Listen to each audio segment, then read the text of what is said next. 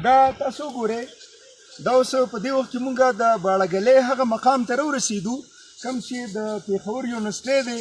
او په دې کې د باړهګلۍ هغه فیصلې شوي دي دا تاسو ګورئ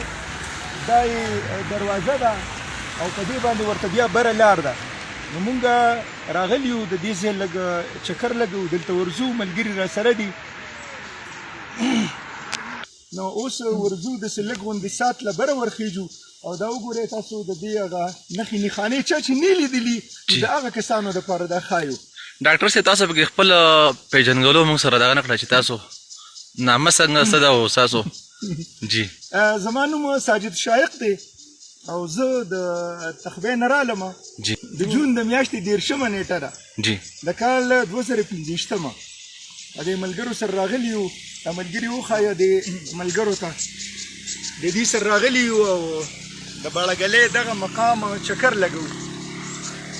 نو دا تاسو ولیدل راځئ دا تاسو وګورئ که نه د څومره مزیدار ځای دی د پېښور نه چې کسان راځي او بیا دلته تعلیمي معاملې دا وګورئ نخترونو ته چې څومره دنګ دنګ دي او هغه وګورئ د وریځې د نخترونو سرونو ته راکوزي شوي دي